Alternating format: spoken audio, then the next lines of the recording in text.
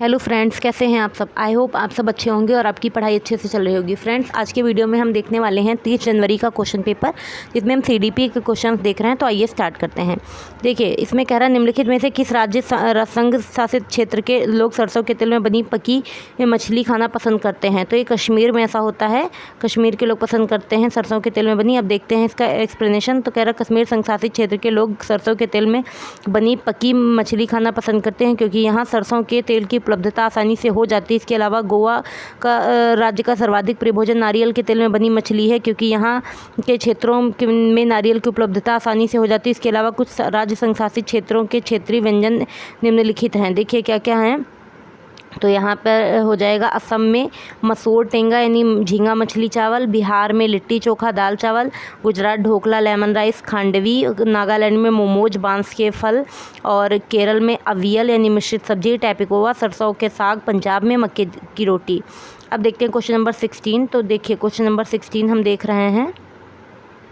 Question number 16, देखिए question number 16 में कह रहा है उपाख्यानात्मक अभिलेख प्रस्तुत होते हैं बच्चों की रुचियों संबंधों के क्षेत्र की पहचान करने में, बच्चे के विषय में निर्णय लेने में, समस्याओं की स्थितियों के बारे में समाधान प्राप्त करने में, बच्चे की सोच, बच्चे की क्षमताओं और कमजोरियों को जानने में। तो देखिए यहाँ पर क्या हो जाएगा, ए और डी राइट ऑप्शन हो जाएगा, यानी सी डी राइट ऑप्शन हो जाएगा। तो एक्सप्लेनेशन देखिए, उपाख्यान मूलक अभिलेख बच्चों की रुचियों और संबंधों के क्षेत्र में पहचान करने के साथ साथ बच्चे की क्षमताओं और कमजोरियों को जानने में प्रयुक्त होते हैं, क्योंकि ये अध्ययन के अधिगम में कार्यक्रम में परिणामों के से संबंधित होते हैं। इस तरह के अभिलेख छात्र के अधिगम और आगे निर्देश दिए गए संचयी जानकारी प्रदान करते हैं। अब देखते हैं क्वेश्चन नंबर 17। इसमें कह रहा है मसालों का पाठ पढ़ाने से पूर्व आस्था ने अपने कक्षा 4 के विद्यार्थियों से 2 छोटे प्रश्न पूछे। इससे आस्था क्या जानना चाहती। देखिए, विद्यालय के पूर्व ज्ञान को जानना है, या कक्षा के में बुद्धिमान विद्यार्थियों की पहचान करनी, अच्छा विश्वास और संप्रेषण कौशलों का, या फिर विषय मसाले से के विषय में शिक्षार्थियों के विचार प्राप्त करना है। तो देखिए यहाँ पर क्या है, ए और डी दोनों सही हो जाएंगे। अब देखिए इसका एक्सप्लेनेशन देखिए, मसालों का पाठ पढ़ाने से पूर्व आस्था ने अपने कक्षा 4 के विद्यार्थियों से 2 छोटे प्रश्न पूछे। इसके द्वारा वह विद्यार्थियों के पूर्व ज्ञान को जानने के साथ साथ वह मसाले के विषय में विद्यार्थियों के विचार लगातार प्राप्त कर इस जानकारी के माध्यम से उसे पाठ पढ़ाने में सहजता होगी। अब देखते हैं हम क्वेश्चन नंबर 18। इसमें कह रहा है माधवी अपनी कक्षा के क्षेत्र भ्रमण पर ले गई। वापस आने के पश्चात उन्होंने विद्यार्थियों के साथ भ्रमण पर चर्चा की। जिस रूप में व्यक्त किया जा सकता है वह है अधिगम का आकलन, अधिगम के लिए आकलन, अधिगम के रूप में आकलन, या फिर अधिगम के दौरान आकलन। तो यहाँ पर देखिए क्या हो जाएगा, माधवी अपनी कक्षा को क्षेत्र भ्रमण पर ले गई। वापस आने के पश्चात उसने अपने विद्यार्थियों के साथ भ्रमण पर चर्चा की। इसे अधिगम के लिए आकलन के रूप में व्यक्त किया जा सकता है। यहाँ पर देखिए क्या हो जाएगा, अधिगम के लिए आकलन, जिसमें वह अधिगम के लिए आकलन कर बालक के व्यवहार अध्ययन उसकी व्याख्या प्रस्तुत करती है, जबकि अधिगम का आकलन घटना या परिस्थिति में कार्य पूर्ण हो जाने के पश्चात बालक के व्यवहार अध्ययन करके उसकी व्याख्या की जाती है। तो इसे अधिगम का आकलन कहेंगे। इसका उद्देश्य उपलब्धि का पता लगाना होता है। अब देखते हैं हम नेक्स्ट क्वेश्चन नंबर 19। इसमें कह रहा है प्रभावी शिक्षण अधिगम केवल तभी संभव होगा जब शिक्षक अपनी पाठ्य योजना को पूर्ण करने के लिए कार्य करें, शिक्षक विद्यालय आदेश का पालन करने के लिए कार्य करें, या फिर सी ऑप्शन कह रहा है शिक्षक अपने सहयोगियों के निर्देशों पर क्रियाकलाप आधारित अधिगम के लिए पाठ्य योजना को संपादित करें। शिक्षक के द्वारा आयोजित क्रियाकलापों से बच्चों को ज्ञान का निर्माण करने और संप्रत्यों की समझने में सहायता मिलेगी। तो यहाँ पर देखिए क्या हो जाएगा, डी यहाँ पर राइट ऑप्शन हो जाएगा। अब देखते हैं एक्सप्लेनेशन। प्रभावी शिक्षण अधिगम केवल तभी संभव होगा जब शिक्षक के द्वारा आयोजित क्रियाकलापों से बच्चों को ज्ञान का निर्माण करने, संप्रत्यों को समझने में सहायता मिले। इसके अलावा प्रभावी शिक्षण अधिगम के लिए शिक्षक तथा विद्यार्थी को सक्रिय रहना होगा, तथा शिक्षक का जोर सिर्फ लिखने पर नहीं होना चाहिए, नहीं तो संवादात्मक हिस्सा पिछड़ जाता है और बच्चों का सर्वांगीण विकास अवरुद्ध हो जाता है। अब देखते हैं हम क्वेश्चन नंबर 20। इसमें कह रहा है समूह कार्य द्वारा ईवीएस पढ़ाने के अधिगम में व्यस्त बच्चों के सामाजिक व्यक्तिगत गुणों का आकलन करने के लिए सर्वाधिक उपयुक्त उपकरण है नियत कार्य, पेंसिल पेपर परीक्षण, श्रेणी मापनी, मौखिक प्रश्न। तो इसका एक्सप्लेनेशन देखिए, यहाँ पे कह रहा है श्रेणी मापनी एक प्रदर्शन मूल्यांकन पद्धति है जो छात्रों को ध्रुवीय पैमाने पर रेट करती है, जिसमें आमतौर पर खराब से लेकर उत्कृष्ट तक कई बिंदु होते हैं। समूह कार्य द्वारा ईवीएस पढ़ाने के अधिगम में व्यस्त बच्चों के सामाजिक व्यक्तिगत गुणों का आकलन करने के लिए सर्वाधिक उपयुक्त उपकरण श्रेणी रेटिंग स्केल होगा, क्योंकि वह सभी श्रेणियों के छात्रों में प्रदर्शन का आकलन करने के लिए मानदंडों की लिखित सूची है। इसलिए यहाँ पर देखिए राइट ऑप्शन जो हो जाएगा श्रेणी मापनी हो जाएगा, यानी रेटिंग स्केल। अब देखते हैं हम अब आज का नेक्स्ट क्वेश्चन। देखिए नेक्स्ट क्वेश्चन देख रहे हैं हम, क्वेश्चन नंबर 21। इसमें कह रहा है एक ईवीएस शिक्षक के रूप में अपनी कक्षा के समूह क्रियाकलाप की योजना बनाते हुए आप निम्नलिखित में से किन कारकों पर विचार करेंगे? बच्चों में अधिगम रुचि, प्रकृति में समावेशी, मूल्य प्रभावी, या फिर केवल बाहर संचालित की जा सकती हैं? सही विकल्प बताना है यहाँ पे। तो देखिए यहाँ पे हो जाएगा एक ईवीएस के शिक्षक के रूप में अपनी कक्षा के समूह क्रियाकलाप की योजना बनाते हुए बच्चों में अभिरुचि जगाना तथा प्रकृति में समावेशी कक्षा के साथ साथ मूल प्रभावी जैसे कारकों पर विचार करेंगे। इस प्रकार दिए गए दिशा निर्देशों में ए बी सी सही हैं।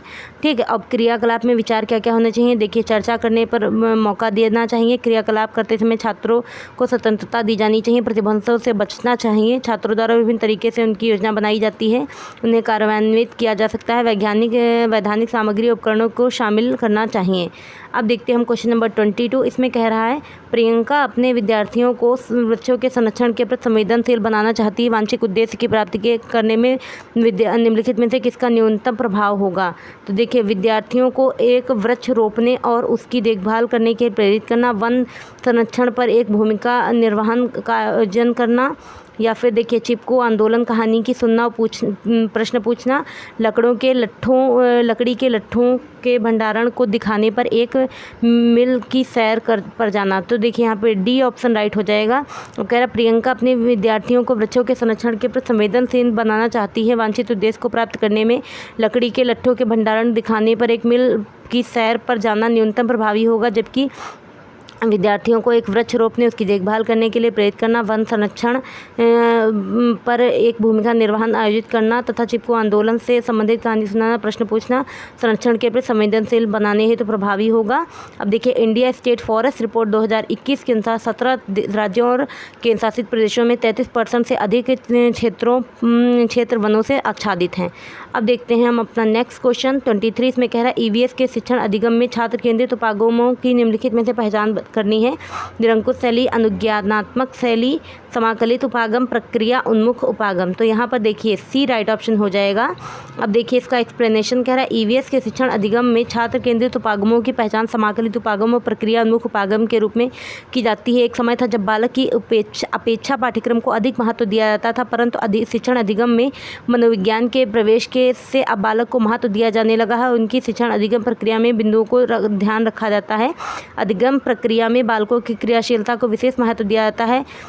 मनोवैज्ञानिकों एवं शिक्षा शास्त्रियों का मानना है कि जब तक बालक शारीरिक एवं मानसिक रूप से क्रियाशील नहीं होगा तब तक वो अधिगम प्रभावी नहीं होगा। अब देखते हैं हम नेक्स्ट क्वेश्चन नंबर 24। इसमें कह रहा है हमारे डैश व्यवहारपरक तंत्र का मूल्य एक भाग है। तो यहाँ पर देखिए भावात्मक हो जाएगा, हमारे भावात्मक व्यवहारपरक तंत्र का मूल्य एक भाग है। अब देखते हैं हम नेक्स्ट क्वेश्चन। तो आइए स्टार्ट करते हैं क्वेश्चन नंबर 25। देखिए इसमें कह रहा है ईवीएस प्रकृति की उत्तम व्याख्या की जा सकती है। कई विषयों को समाकलित करके या बाल केंद्रित है या अनुभवजन्य शिक्षण आधारित है। तो देखिए यहाँ पर ए बी सी सही हो जाएगा। अब देखते हैं हम इसकी व्याख्या। तो कह रहा है ईवीएस प्रकृति का उत्तम व्याख्या इस प्रकार की जा सकती है कि कई विषयों को समाकलित कर सकता है, या बाल केंद्रित है या अनुभवजन्य है। पर्यावरण का मानव जीवन में विशेष महत्व, उसका अपना प्रभाव होगा। प्रकृति का वह घटक जो मानव जीवन से संबंधित है उसे प्रभावित करता है। पर्यावरण और प्रकृति में वस्तुतः कोई भी अंतर नहीं है जो मानव जीवन को प्रत्यक्ष अप्रत्यक्ष रूप से प्रभावित करता है। पर्यावरण और प्रकृति एक दूसरे के पूरक हैं, जो इस प्रकार से ABC सही हो जाएगा। अब देखते हैं हम क्वेश्चन नंबर 26। इसमें कह रहा नीचे दिए गए शब्दों में से कम 3 शब्दों विकल्पों का चयन कीजिए पर्यावरण की व्याख्या करते हैं। वनस्पत जात और प्राणी जात, जैविक अजैविक, सामाजिक सांस्कृतिक, रचनात्मक एवं जिज्ञासु। तो देखिए यहाँ पर बी यानी ABC सही राइट ऑप्शन हो जाएगा। एक्सप्लेनेशन देख लीजिए। वनस्पत जात, प्राणी जात एवं जैविक अजैविक, सामाजिक सांस्कृतिक शब्द पर्यावरण की व्याख्या करते हैं, इसलिए इस प्रकार बी विकल्प सही, जो ए बी सी तीनों सही प्रतीत होते हैं। पारिस्थितिकी प्रत्येक समाज का आधार होती है। पारिस्थितिकी शब्द से अभिप्राय एक ऐसे क्षेत्र है जहाँ भौतिक एवं जैविक व्यवस्थाएं प्रतिक्रियाएं घटित होती हैं और मनुष्य भी इसका एक अंग होता है। पर्वत, नदियाँ, मैदान और सागर और जीव जंतु ये सभी पारिस्थितिकी के क्या हैं? अंग हैं। देखते हैं हम अपना नेक्स्ट क्वेश्चन नंबर 27। इसमें कह रहा है ईवीएस के शिक्षण अधिगम प्रक्रम में से कक्षा के बाहर वास्तविक जीवन के अनुभवों को कक्षा के अनुभवों को जोड़ना सर्वाधिक संकेत करता है। पाठ्यचर्या के क्षेत्र से बाहर जाना, विशिष्ट स्तर से बाहर जाना, पाठ्यपुस्तकों से बाहर जाना, विद्यार्थियों के स्तर से बाहर जाना। तो देखिए यहाँ पे क्या हो जाएगा, ईवीएस के शिक्षण अधिगम प्रक्रम में कक्षा से बाहर जाना, बाहर वास्तविक जीवन के अनुभवों से कक्षा के अनुभवों को जोड़ना पाठ्यपुस्तकों से बाहर जाने की ओर संकेत करता है। ईवीएस एक ऐसा विषय है जो पर्यावरण संबंधी मुद्दों के बारे में शिक्षार्थी की जागरूकता के विकास से संबंधित है। ईवीएस शिक्षण अधिगम में कक्षा के शिक्षण को स्कूल के बाहर के जीवन से जोड़ना, पाठ्यवस्तु से परे जाने के विचार को दर्शाता है। यह एक शिक्षक को अपने स्वयं के अनुभवों के साथ साथ बच्चों की वैचारिक समझ को जोड़ने, उन्हें विषय से परिचित होने के लिए सीखने में प्रमाणिकता बनाने में सक्षम बनाता है। अब देखते हैं क्वेश्चन नंबर 28। इसमें कह रहा है कक्षा 5 की ईवीएस पाठ्यपुस्तक के कुछ पाठों में सर्वे और लिखो सम्मिलित किया गया है। इसका उद्देश्य क्या है? इसमें कह रहा है विद्यार्थियों को खोजने एवं सीखने के लिए अवसर देना, विद्यार्थियों को अनुभव देना, विद्यार्थियों के प्रयोग कौशलों को बेहतर बनाना, या विद्यार्थियों के सामान्य जागरूकता को बेहतर करना है। तो यहाँ पे देखिए ए ऑप्शन राइट हो जाएगा। कक्षा 5 की ईवीएस पाठ्यपुस्तक के कुछ पाठों में सर्वे और लिखो सम्मिलित करने के उद्देश्य से विद्यार्थियों को खोजने और सीखने के अवसर देना है। शिक्षकों को शिक्षण प्रक्रिया को एक अलग नज़रिए से देखना चाहिए। ऐसा करते हुए अपने छात्रों को सीखने के लिए भी प्रेरित करना चाहिए। प्रेरित होने के लिए छात्रों को उस काम को महत्व देना चाहिए जो वे कर रहे हैं और काम को दूसरे करते हैं। एक शिक्षक को कक्षा में दिए जाने वाले कार्य के मूल्य का प्रदर्शन करना चाहिए। व्यापक अर्थ में अनुसंधान किसी भी क्षेत्र में ज्ञान की खोज करना, विधिक विश्लेषण करना, अन्वेषण करना होता है। अब देखते हैं हम क्वेश्चन नंबर 29। निम्नलिखित में से कौन ईवीएस के लिए प्रभावशाली युक्ति है? तो यहाँ पे हमें बताना है कौन सी प्रभावशाली युक्ति है। तो आइए देखते हैं हम। देखिए इसमें कह रहा है व्याख्यान, प्रायोगिक, भूमिका निर्वाह, प्रदर्शन। तो देखिए प्रायोगिक और भूमिका निर्वहन ये दोनों हैं। अब देखते हैं हम इसका एक्सप्लेनेशन। कह रहा है प्रायोगिक यानी प्रैक्टिकल और भूमिका निर्वहन ईवीएस की प्रभावशाली युक्ति है। पर्यावरण अध्ययन को सीखने के प्रभावशाली संसाधन के रूप में परिवार के सदस्य, समुदाय एवं समाचार पत्र होते हैं। ईवीएस में सर्वेक्षण, परियोजनाएं, क्षेत्र भ्रमण, खेल, प्रायोगिक विधियाँ तो या शिक्षक रणनीतियाँ, शिक्षण अधिगम प्रक्रिया प्रत्यक्ष अप्रत्यक्ष रूप में छात्रों की भागीदारी को अधिकतम करने में प्रभावी होते हैं। इसमें बी और सी दोनों सही हैं। अब देखते हैं हम क्वेश्चन नंबर 30। तो इसमें कह रहा है नए विषय सीखने हेतु ईवीएस के शिक्षण अधिगम के जिस उपागम में विभिन्न कौशलों का प्रयोग होता है वह है संप्रत्यय उपागम, प्रक्रिया उपागम, समाकलित क्रियाकलाप उपागम। तो यहाँ पे क्या हो जाएगा, प्रोसेस अप्रोच यानी प्रक्रिया उपागम सही ऑप्शन हो जाएगा। अब देखते हैं इसका एक्सप्लेनेशन। इसमें कह रहा है नए विषय सीखने हेतु ईवीएस के शिक्षण अधिगम में प्रक्रिया उपागम कौशल का प्रयोग होता है। प्रक्रिया उपागम कौशल के भीतर प्रक्रियाओं की एक प्रणाली का प्रयोग होता है। साथ में इन प्रक्रियाओं की पहचान, बातचीत और उनका प्रबंधन। प्रक्रिया उपागम का उद्देश्य अपने परिभाषित उद्देश्यों को प्राप्त करने में एक संगठनात्मक प्रभावशाली दक्षता में सुधार करना है। प्रक्रिया उपागम एक द्विक्रियात्मक विषय है। इसमें प्रत्येक कार्य क्रियात्मक होता है क्योंकि दृश्य और मन की भाव बुद्धि से मेल खाकर हस्त कौशल द्वारा व्यक्त होते हैं। यह प्रवृत्ति छात्र को आंतरिक दृष्टि से प्रेरित करती है। तो ठीक है फ्रेंड्स, इस तरीके से आज के वीडियो में हमने 30 क्वेश्चंस को अच्छे से देख लिया है। आपने पढ़ लिया, समझ लिया होगा। अच्छे से खूब पढ़िएगा पूरा वीडियो बिना स्किप किए। कुछ भी आपके लिए बहुत ज़्यादा अच्छी हेल्पफुल साबित होंगी वीडियोस। और अगर फ्रेंड्स आपको हमारी वीडियोस अच्छी लग रही हैं, आपके लिए हेल्पफुल है, तो प्लीज़ हमारे चैनल पर नए हैं तो चैनल को सब्सक्राइब कर लीजिएगा, लाइक, शेयर एंड कमेंट कीजिएगा। Thank you.